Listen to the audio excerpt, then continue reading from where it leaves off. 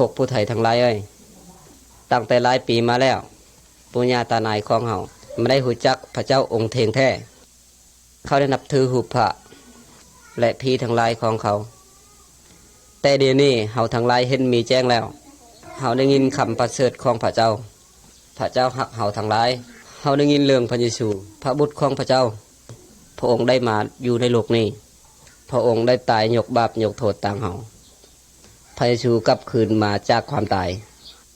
เดี๋ยวนี้พระองค์มีชีวิตอยู่ในพระสวรรค์ผู้ที่เชื่อในพระองค์เจ้าพระเยซูจะได้รับความยกบาปยกโทษเสียวเอ้ยเจ้าจะได้บ่ชีวิตอันตลอดไปเป็นนิจเฮ้อเจ้าเชื่อในพระเยซูเฮ้อเจ้าขอพระเยซูยกบาปของเจ้าจงน้อมพังพระคัมภีร์ของพระองค์ขันเจ้าโบราบัติพระองค์พระเยซูจึงได้เอาเจ้าไปอยู่พระสวรรค์เวลาชีวิตนี้สุดโชว์แล้วมีพระเจ้าองค์เดียวเท่านั้นพระเจ้าจึงได้แต่งมนุษย์เฮาได้ขึ้นมาพระองค์แพงเฮาพระองค์เฮ้อความพ้นจากบาปโดยพระบุตรของพระองค์พระเจ้าเฮ้อโบราบัติพระองค์เท่านั้นพระองค์เฮ้อความยกบาปยกโทษและความสะดวกสบายแก่ทุกคนที่เชื่อในพระเยซูพระองค์เฮ้อความยินดีเฮ้อเฮาทั้งหลายพระองค์รักษาเฮาพระองค์ได้เฮ้อพระคัมภีร์เฮ้อเฮาแล้วพระคัมภีร์นั้นสำหรับสั่งสอนสำหรับทุกคนโดยพระคัมภีร์เฮาจะได้รู้จักพระองค์พระเยซูได้ทรงพวกผู้เป่าประกาศศาสนาพระเยซูเพื่อสอนพวกเฮาในการอ้อนวอนพระองค์เยอะเฮ้อเฮาเว้านำพระองค์พระเจ้าเฮ้อพระวิญญาณของพระองค์เพื่อสถิตอยู่ในเจอของเฮาเพื่อเรารวมและนำเฮาไปพวกเฮาสมควรขอบคุณพระเจ้าสำหรับทุกสิ่งเฮาสิขอบคุณพระเจ้าได้แน่เลยเฮาทั้งหลายสมควรปะหิตของอันโชและมอบชีวิตไว้ห้องเฮาเฮ้อพระองค์พระเจ้าเชิญหมดทุกคนพ่อแม่ลูกหลานพี่น้องทั้งหลายผู้หังผู้มีผู้ทุกข์ผู้ยากเฮ้อเฮามอบผู้เจอและเนื้อกายไว้กับพระองค์เฮ้อเฮาโบราบัติพระองค์เฮาสมควรขอบคุณพระองค์สำหรับพระเยซูและสำหรับทุกสิ่งพระเจ้าได้เฮ้อเฮาเสินมาไว้ลาเมาความซอยให้พ้นมาจากพระเจ้าอีมาด้วยใจยินดีอย่าได้สงสัยให้เสือแน่นอนยานว่าพระเยซูผู้การุณาโพดยกบาปของเจ้ามาไว้เถินอย่าได้สงสัยให้เสือพระเยซูเจ้าผู้ใดตายต่างเฮาอยู่ที่ไม่กลางแขนแทนบาปมนุษย์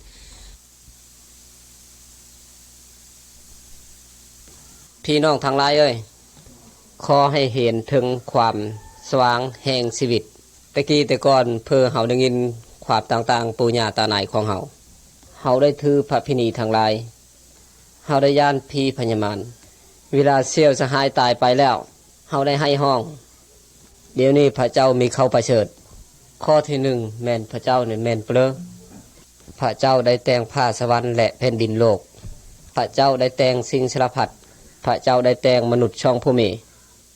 ผู้นั้นได้แต่งสิ่งทั้งหลายนี้เฮาเรียกว่าพระเจ้าข้อที่สอง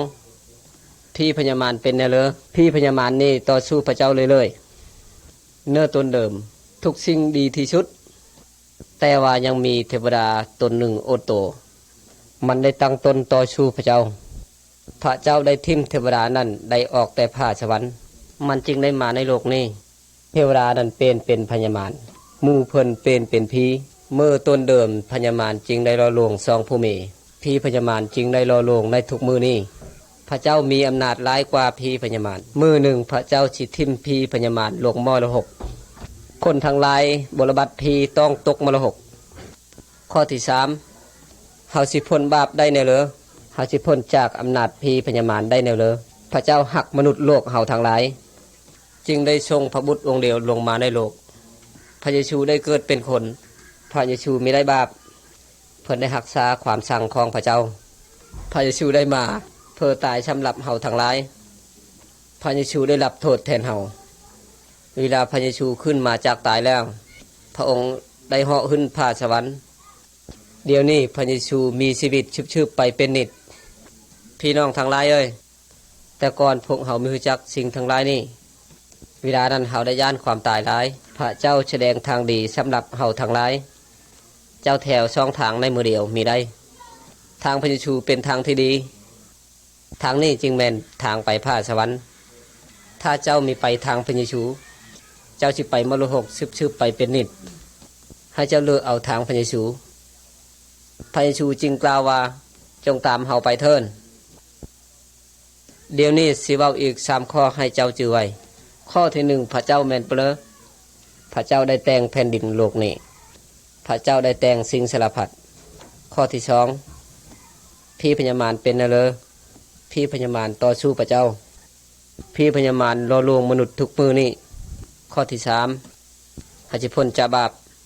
และจากอำนาจพี่พญามารได้นะเลอเฮาสิพ้นได้โดยความเชื่อในพระเยซู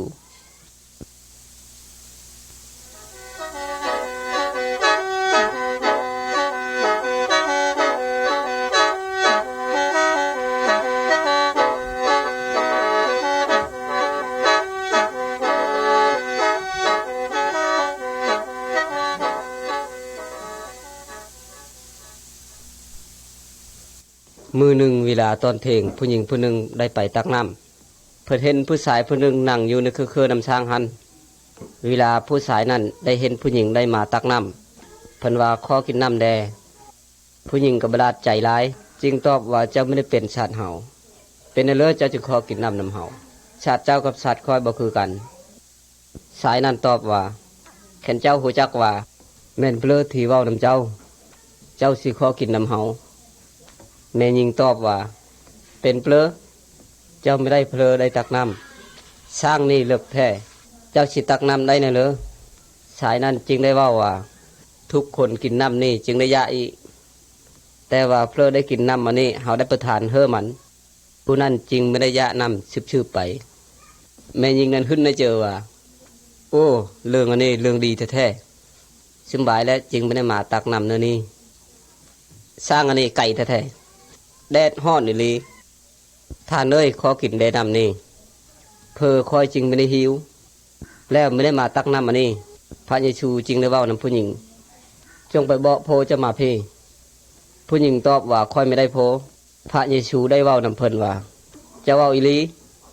เพราะว่าเจ้าได้โพ5 คนแล้วชายผู้เจ้าได้เดี๋ยวนี้มีแม่นโพของเจ้าผู้หญิงคิดนึกเจอว่าโทษผู้นี้ไม่ได้เป็นคนธรรมดาเพิ่นรู้จักทุกสิ่งที่ค่อยได้กระทำแล้วแม่หญิงนั้นได้เว้าต่อไปว่าเมื่อพระคริสต์จึงได้มาแล้วพระองค์ยังสิให้พวกพระข้ารู้จักทุกสิ่งพระองค์ยังชี้แสดงทางไปหาพระเจ้าพระเยซูจึงได้เว้านำเพิ่นเฮาจึงได้เว้านำเจ้าเฮาเป็นพระคริสต์ผู้หญิงเงินได้ปะไม้ขันหับน้ำปบเฮาในเมือง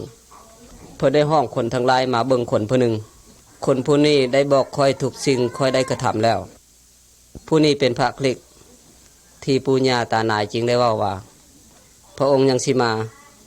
พระองค์เป็นผู้ช่วยเฮ่อพ้นจากบาปมาเบิ่งเลยว่าเพิ่นอยู่ในนับช้าง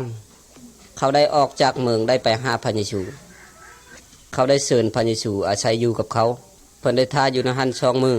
พระเยซูได้เอาน้ำแนวเลอจึงได้เฮ่อผู้หญิงนั้นมันไม่ได้แม่นน้ำกินแท้ๆพระเยซูเพื่อซอยเพิ่นเฮ่อความพ้นยังมีหลายคนจึงได้เชื่อพระเยซูเขาได้รับความยกบาปยกโทษโดยความเชื่อในพระเยซูผู้ที่เชื่อในพระองค์จึงได้รับชีวิตตลอดไปเป็นนิจเจ้าได้รับแล้วบ่ของประทานของพระองค์พระเยซูอยู่ในนี้เดี๋ยวนี้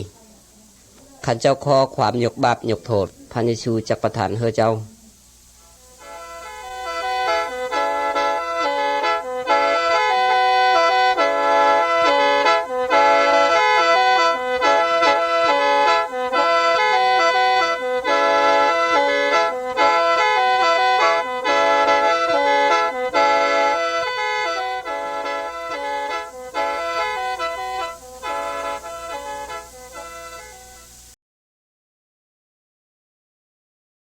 อยู่ดีมีแห้งบ่เซลเอ้ยเจ้าเอ็ดเพลอ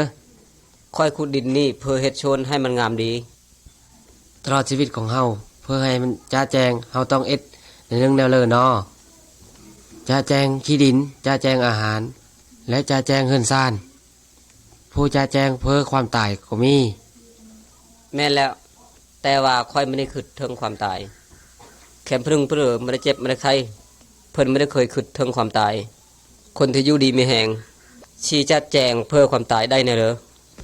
เสียเอ้ยการนั้นเป็นการสำคัญแท้ๆอาหารทรงเซอสิ่งทั้งหลายเหล่านี้ที่เฮาได้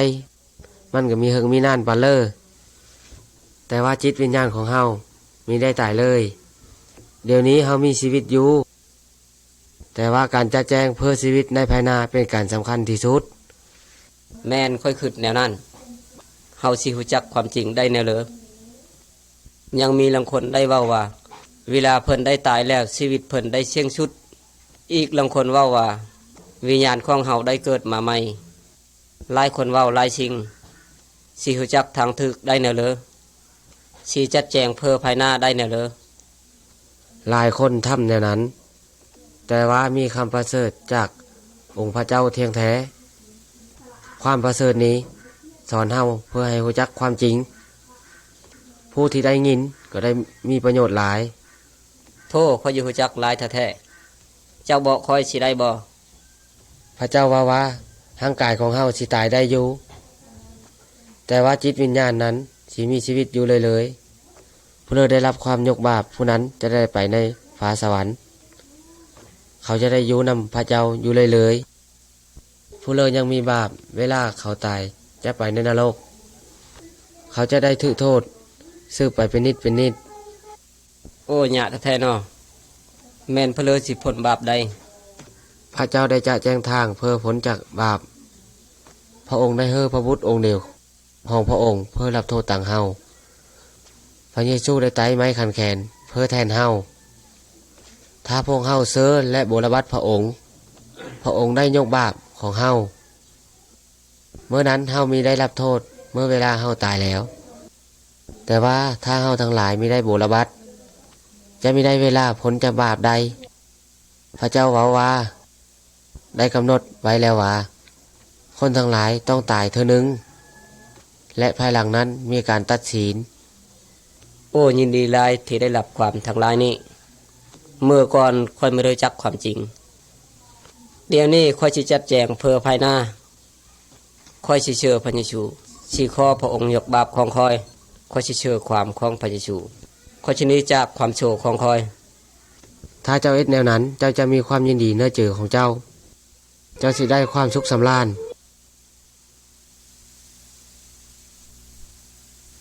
เวลาพระเยซูอยู่ในโลกเฮานี้พระองค์เล่าเรื่องแล้วคนมังมีแล้วคนทุกข์ยากคนผู้หนึ่งคนหังมีแท้ๆนุ่งเชิงงามเมลีเพิ่นได้กินอาหารแฉบเมลีทุกมื้อทุกวัน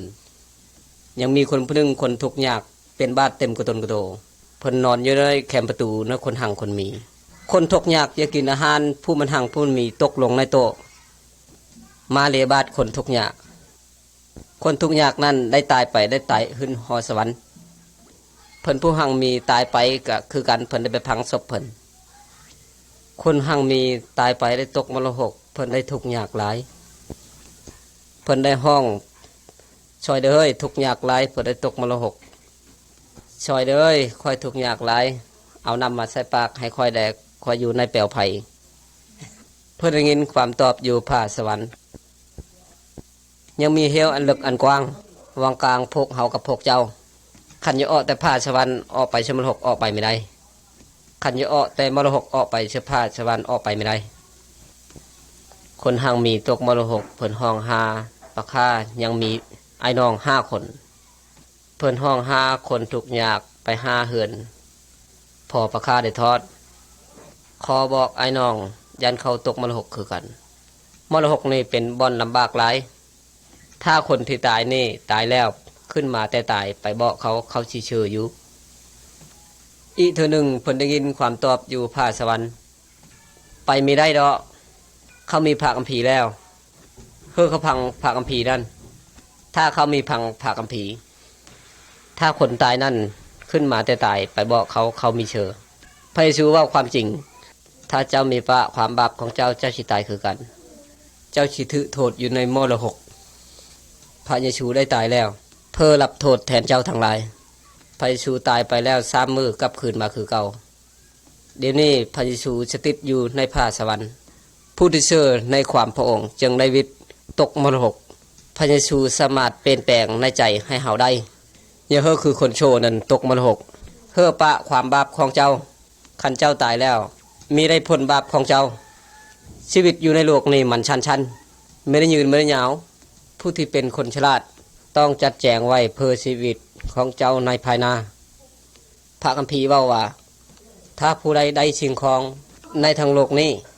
แต่ว่าต้องเสียชีวิตของตนผู้นั้นจะได้ประโยชน์แนวเลอ